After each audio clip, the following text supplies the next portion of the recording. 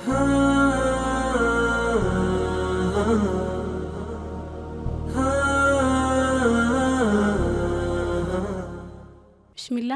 ሰላም አላ ረሱላህ ሰለላሁ ዐለይሂ ወሰለም። ውድና የተከበራችሁ የማዕል ቁርአን ተከታታዮቻችን እንዴት ናችሁ?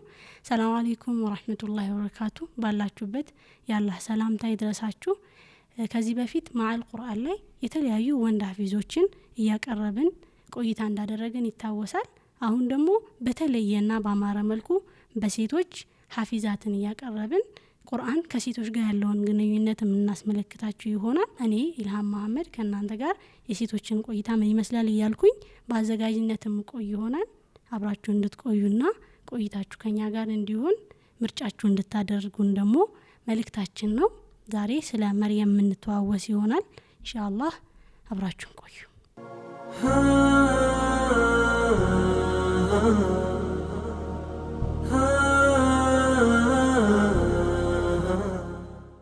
وإذ قالت امرأة عمران ربي إني نذرت لك ما في بطني يا عمران مست هانا بالش كزي على الله أني بهودي وسط ያለው ልጅ ላንተ ተሳልኩኝ ስለትን ገባሁኝ ይሄ ልጅ ደግሞ ነጻ ሲሆን ቤትህን ለማገልገል ላንተ ታዛዥ የሆነን ልጅ ላንተ ተስይልሃለሁ ብላ የኢምራን ሚስት ስለትን በገባሽ ጊዜ ያለ አላህ ለአንድ እናት አንዲት እህት ለሆነች አንዲት እናት ለሆነች ለመውለድ ላሰበች ማርገዝ ላሰበች እህት እቺ እናት ትልቅ ምሳሌ ነበረች።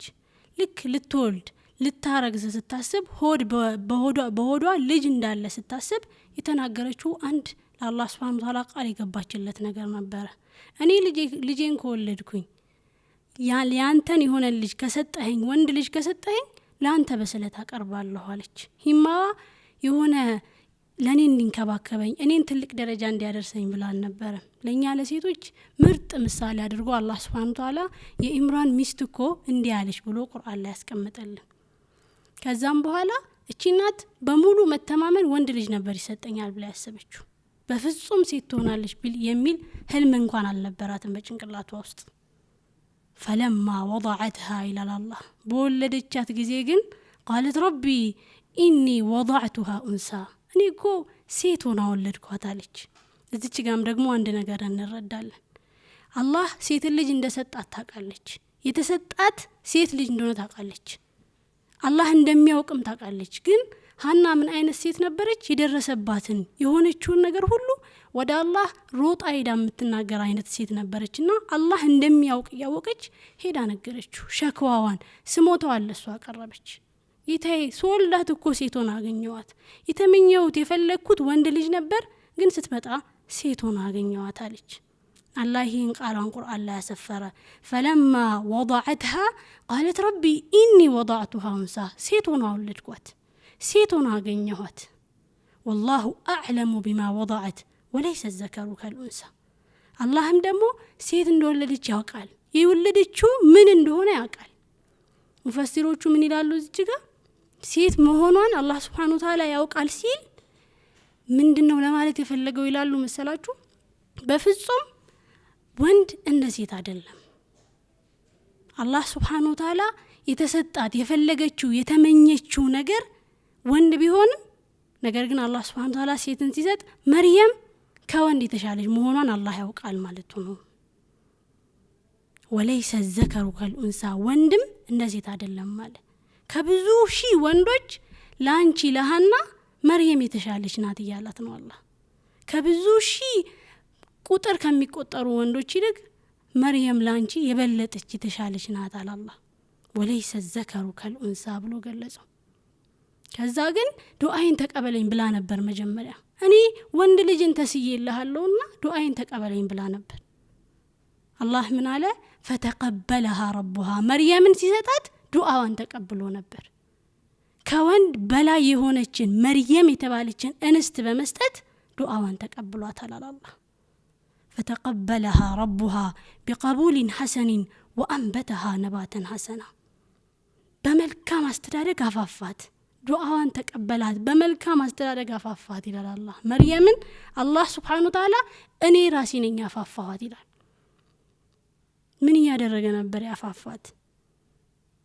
በበጋ የማይገኝ ምግብን በክረምት እየሰጠ በክረምት የማይገኝ ምግብን ደግሞ በጋ ላይ እየሰጠ እየተንከባከበ አፋፋት ይላል አላህ። ወከፈለሃ ዘከርያ ደግሞ አሳደጋት። መርየምን አለይሃ ሰላም አላህ Subhanahu Ta'ala በተለየ አስተዳደግ ነበር ያፋፋት፣ ጥሩ እንክብካቤ ያደረገ። ከዛ ደግሞ ዘከርያ ቤት አደገች። ከፍ ያለች ራሷን ያወቀች ስትመጣ መላእክቶች ወደ መርየም መጡ። ያ መርየም አሏት إن الله اصطفاك وطهرك واصطفاك على نساء العالمين። አንቺ መርየም ሆይ አላህ እኮ አበለጠሽ፣ አላቀሽ፣ አነጻሽ፣ ከዓለማት ሴቶች በሙሉ ደግሞ አብልጦሻል አሏት። አላህ Subhanahu Ta'ala ልክ ሐና መርየም አለይሃ ሰላም የስለት ልጅ አይደለች? ገና ስትወለድ አላህ Subhanahu Ta'ala አብልጧታል ማለት ይችላል ነበር። እንደዛ ግን አላለም። አድጋ ትልቅ ሴት ስትሆን ነው መላእክቶች ወደሷ የመጡት። የሆነበት ምክንያት ምንድነው? መርየም አለይሃ ሰላም ከሴቶች ሁሉ የበለጠች የነጻች የሆነችበት ምክንያት ምንድነው? አላህ Subhanahu Ta'ala አበለጥኳት ብሎ ለሴቶች ሞዴል አድርጎ ያቀረባት ለምንድነው ብለን ስንጠይቅ መርየም አለይሃ ሰላም አይፋ ነበራት። በጣም ጥብቅ ሴት ነበረች። ለጌታዋ ታዛዥ ነበረች። በዘመኑ የነበሩ ሰዎች በሙሉ ስለ መርየም ቢጠየቁ መርየም ማናት ተብሎ ቢጠየቁ አይፋዋን ይመሰክራሉ። ጥብቅነቷን፣ ለጌታዋ ያላትን ታዛዥነት፣ ለሱ ያላትን ቅርበት ይመሰክሩላት ነበር። ከዚህ የተነሳ ነው አላህ Subhanahu Ta'ala ከዓለማት ሴቶች በሙሉ አንቺን መርጬሻለሁ አላት አላህ። ስለዚህ ከዓለማት ሴቶች በሙሉ መመረጥ፣ መንጻት፣ ንጹህ ሴት መሆን፣ አላህ ዘንድ ቅርብ ሴት ተብሎ ስሟ ቁርአን ውስጥ የማንም ስም አልተጠቀሰም ከመርየም ውጪ። መርየም ቢንት ኢምራን ብሎ ነው የገለጻት። ከነ አባቷ ሙሉ ስሟ የተጠቀሰው መርየም ብቻ ናት። እሷን የጠቀሰበት ያላቀበት ምክንያቱን ስናየው መርየም አለይሃ ሰላም እንዳልኳችሁ ጥብቅ ሴት ነበረች። ይሄ መመረጥ፣ ይሄ ከሴቶች ሁሉ በላይ መሆን ደግሞ የሚያመጣው ነገር አለ። ትልቅ ኃላፊነትን ይዞ ይመጣል። ምን አሏት? አላህ መርጦሻልና ምን አድርጊ? ያ መርየም ቁኑቲ ለረብኪ ወስጁዲ ወርከዒ መዐ ራኪዒን። መርየም ሆይ አላህ መርጦሻል፣ ለጌታሽ ታዘዢ፣ ስገጂም፣ ከሰጋጆች ጋር ስገጂ፣ አጎንብሺ። የተመረጥሽው ጥሩ ስለሆንሽ፣ ጥብቅ ስለሆንሽ፣ ንጹህ ስለሆንሽ፣ ለጌታሽ ታዛዥ ስለሆንሽ ነው። ይሄ ታዛዥነትሽ ደግሞ ሌላ ኃላፊነት አምጥቷል። ድሮ ከምትሰግጁ ለጌታሽ ቅርብ ከምትሆኙ በላይ አሁንም ቁርቡኝ አላት። መርየም አለይሃ ሰላም ኃላፊነቷን ተቀበለች። ወደ አላህ ተጠጋች፣ ይበልጥ ለሱ ቅርብ ሆነች። በዚህ ውስጥ አላህ Subhanahu Ta'ala የመርየምን እናት ከዛ ደግሞ መርየምን ራሷን ታሪኳን ሲያቀርብልን ለኛ ለሴቶች ሞዴል እንድትሆን ሲያቀርባት ሊያስተላልፈው የፈለገው አንድ መልእክት አለ። እናንተ ሴቶች ሆይ ያለ ነው። እናንተ ሴቶች ሆይ ለጌታችሁ ቅርብ ከሆናችሁ፣ ታዛዥ ከሆናችሁ፣ ጥብቅ ከሆናችሁ፣ ክብራችሁን የጠበቃችሁ እንስቶች ከሆናችሁ ከብዙ ሺህ ሳሊህ ካልሆኑ ወንዶች እናንተ የተሻላችሁ ናችሁ እያለ ነው። ለመርየም ወለይሰ ዘከሩ ከልኡንሳ ተብላ የለ? ልክ እንደዛው እናንተም ደግሞ የመርየምን መንገድ ተከትላችሁ ጥብቅ ከሆናችሁ አላህ Subhanahu Ta'ala ሴት ልጅ ሲፈጥራት በጣም በስሱ ነው ስትኖር ብልጥ አድርጎ። ለምንድን ነው ለሴት ልጅ ብልሃት የተሰጣት ብለን ከጠየቀን ሌላ አይደለም። ሴት ልጅ ህይወቷን በብልሃት ነው መኖር ያለባት። ክብሯን ለመጠበቅ፣ ኢፋዋን ለመጠበቅ፣ ማንነቷን ለማወቅ ብልሃት ያስፈልጋታል። መቼና እንዴት ነው የምንጠቀመው የሚለውን ነገር ደግሞ ከመርየም እንድንማር ይፈልጋል። የሆነ ነገር ሚዛን አለው አይደል? የሴትነት ሚዛን አለው። ያ ሚዛን መርየም ናት። የቱጋ ነው የሚመዘነው፣ የቱጋ ነው የሚወድቀው፣ የቱጋ ነው የሚወጣው የሚለውን ነገር ለማየት መርየምን ማየት ብቻ በቂ ነው። እንዴት ነበር የኖረችው፣ እንዴት ነበር ያለፈችው የሚለውን ነገር ማየት በቂ ነው። ከዛ በኋላ እናውቃለን አይደል? አላህ Subhanahu Ta'ala መላእክቶችን ልኮ ኢነላህ ዩበሽሩኪ ተባለች እኮ። አላህ Subhanahu Ta'ala ያበስርሻል፣ ልጅን ሊሰጥሽ ነው፣ ተዘጋጂ ተባለች። መርየም ደነገጠች። እንዳልኳችሁ ነው፣ ዒፋ ያላት ጥብቅ የሆነች ሴት እንዴት ነው ከመሬት ተነስታ ልጅ ሊሰጣት የሚችለው? ዓለም ሁሉ ያ ሁሉ ማህበረሰብ በጥብቅነቷ የሚያውቃት እንስት ድንገት የልጅ ባለቤት ሆነች። በጣም ደነገጠች። አላህ Subhanahu Wa Ta'ala መጀመሪያ ልጅ ከመሰጠቱ በፊት ምን ብሏታል? ለአላህ ከሴቶች ሁሉ በላጭ ተደርገሽ ተመርጠሻል ተብላለች። ከዚህ ሁሉ ጋር ግን እንደገና ደግሞ ልጅ ተሰጣት። ተነገጠች። ግን ጌታዋን አልተወችም። አላህ Subhanahu Wa Ta'ala ልጅን ሰጣት። ተበሰረች፣ ተነገራት። ልጅን ለመውለድ ደግሞ ወደ ሩቅ ቦታ ተጓዥ ተባለች። ሄደች፣ ልጇን ወለደች። ሰዎች ኢፋዋን ጥብቅናቷን ያውቃሉ። ፈራች። ምን ላደርጋለች? ተመለሽና ማንም ቢጠይቅሽ መልስ እንዳትሰጪ፣ ዝም በይ። ልክ ከተማው ላይ ስትገባ ልጅ ይዛለች መርየም። ያ اخت هارون ما كان ابوك امرأ سوء وما كانت امك بغيا። እናትሽ አባትሽ ጥሩ የሆኑ ሰዎች ነበሩ፣ እንዴት ነው አንቺ ልጅ ልታመጪ የምትይው? ባለጌ ሆናለች ብለው አሰቡ።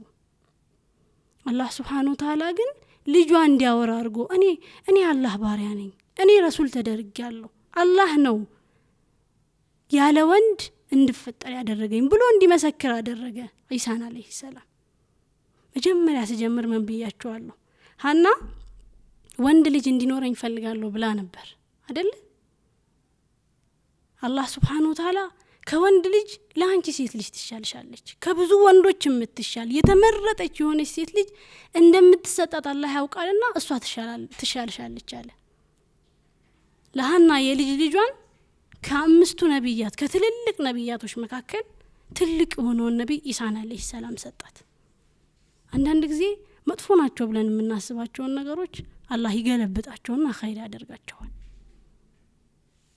ይሄ ሁሉ የተፈጠረው መጀመሪያ መሰረቱን ስናየው ጋር ነው። የሐናም ሂማ ነው፣ ህልሟ ነው። ህልሟን አላህ Subhanahu Wa Ta'ala መርየምን የመሰለች ሴት ልጅ ሰጥቶ ከመርየም በኋላ ደግሞ ያለ ወንድ ኢሳ እንዲፈጠር አድርጎ ህልሟን ሞላላት ማለት ነው። አንዲት እናት ለመውለድ ስታስብ፣ ለማርገዝ ስታስብ በዚህ ወይ ነው ማሰብ ያለባት። በቃ ልጅ የት ነው መድረስ የሚችለው? የት ነው መሆን የሚችለው? ነገ የት እንዲደርስ ነው እኔ አሁን ማሰብ ያለብኝ የሚለውን ነገር ማለት ነው።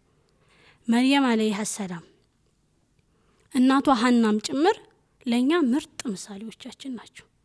ምሳሌ ከተፈለገ ዘመን የማይሽር ምሳሌዎቻችን ናቸው።